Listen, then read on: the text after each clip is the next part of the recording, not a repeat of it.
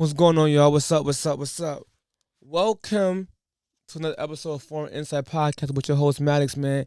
Like, share, subscribe, man. And I came across this old video. I guess it was like, I don't know what year it was, but it was a few years back, of this teenager that unalived a school teacher and raped her inside of a school. While this case wasn't national news, I don't even understand how this went through the cracks. Let's take a look at the news clipping, and then I'm going to show you some of disturbing video. Father's anger. Her killer knew exactly what he was doing and has never shown remorse. I hate Colleen's killer and will never forgive him. A mother's heartbreak. Today, the good must prevail over the evil. You need to remember that Colleen matters. Colleen Ritzer's grieving family and friends get the final word. She was making a difference in this world, right up until the moment she was taken from us. Colleen did nothing to deserve this. She only wanted to help people. Then, the judge's decision that locks up her killer for decades. 2013-14470. And her killer, Philip Chisholm, stood silent as the judge sentenced him to life in prison. But because he was only 14 years old when he committed this crime, there is the possibility that he could get parole in 38 years. I'm David Wade. I'm Lisa Hughes. Colleen Ritzer's loved ones are determined to make sure that does not happen. Christina Hager is live for us tonight in Salem. Christina?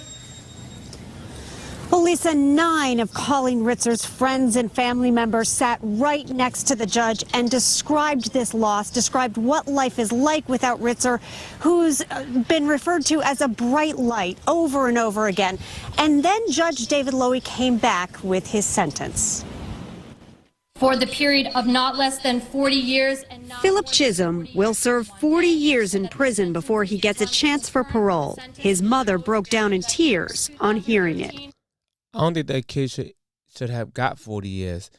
This kid should be life without the possibility of parole of what he did to that lady. But the parent of the Danvers High School math teacher he murdered had asked for more. And the gaping hole in our lives will never be filled.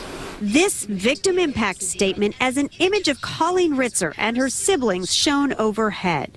Her mother brought Colleen's jar stuffed with happy memories she'd jotted down daily until the day she was killed. He is pure evil, and evil can never be rehabilitated. You must imprison this killer for the rest of his life. Colleen's brother described the agony of knowing how she suffered as Chisholm, her own student and only 14 at the time, raped, strangled, and stabbed her. with y'all hearing that, do y'all think this kid should get a possible, like, parole or something like that in 40 years? Or should this kid just get life? Or some cases, executed? What do y'all think? Behind bars for the maximum possible sentence. Do not give this coward the opportunity to shatter another family's lives. Chisholm watched without expression as tearful friends described the loss. The fellow teacher seen in surveillance during the trial with Colleen in her last moments alive. I miss her friendship. I miss Colleen. Chisholm will be 54 when he gets his first chance at freedom. Cuffed and led out in front of Colleen's family in her favorite color, pink. His mother leaving without a word. That is an extremely sad case, man. That dude should rot in hell. That kid, probably a grown man now, depending on how old the video was. But let's take a look at what this kid actually did. Seen leaving her classroom, then entering a faculty bathroom. Then you see Philip peeking out of the classroom, maybe thinking that he's not going to follow her. Then he comes back out, pulls up his hood, and you can see Philip following along and looking like he's putting on gloves, then walking into that same bathroom. Philip was in the bathroom attacking Colleen for 11 minutes. And then you see a female student open up the bathroom door and quickly turn around.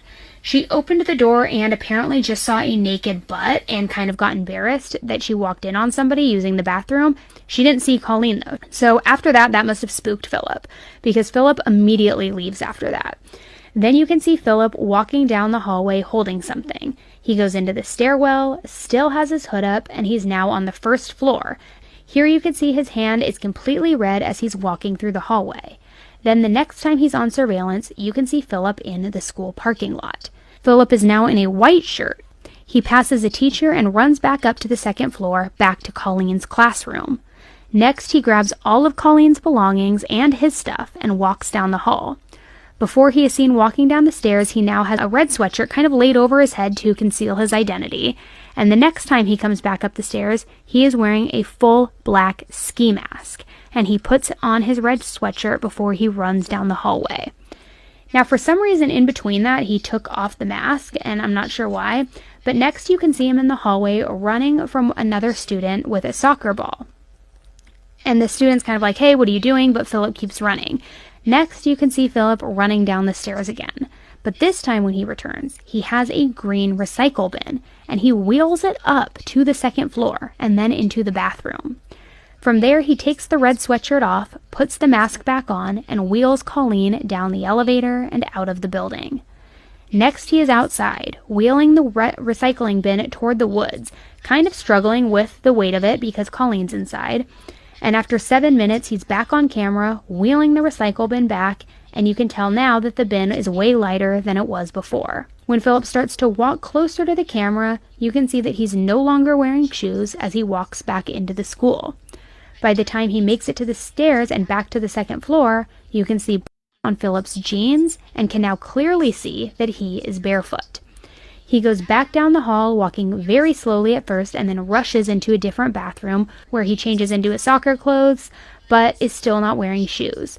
Then he goes back to the bathroom where he attacked Colleen one more time before heading down the stairs and outside of the school like nothing ever happened. Diana, Philip's mom, contacted the Danvers Police Department. She contacted them to report that her son Philip had not come home from school after soccer practice. She said that she went to the school and the athletic facility, and he was not anywhere to be seen. Colleen is... Fuck this kid. This kid, what you call a devil. This is pure evil. Pure evil. This was clearly planned out. You throw on your blue hoodie. You follow her to the bathroom. You put on gloves. You violently unalived her, raped her. Then you run, get her belongings, change your clothes, get the garbage can, dump her body in the garbage can, take her out the building, come back barefoot. Like, yo, nah. This is, yo, once again, my condolences to the victim's family. Why this case wasn't national news? Now, I don't know the race of this kid. He looks kind of mixed, like an Obama type, like a white and black mix. I could be wrong. He could just be light-skinned black. I don't know what this guy is. Or he could be Hispanic. I don't know what he is. But my whole point is, how come this case wasn't national news?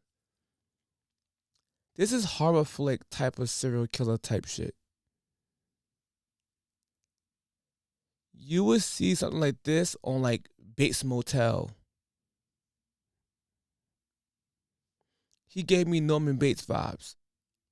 The world we live in today is super sad, super degenerate, and it seems like evil is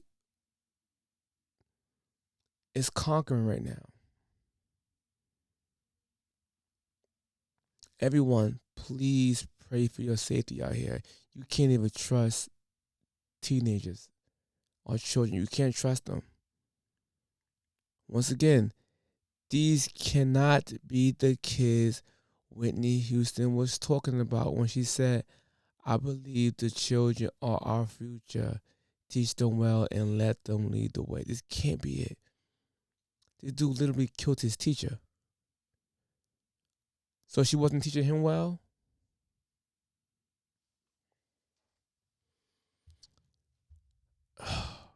With that being said, good night. God bless and be safe. Please. Later.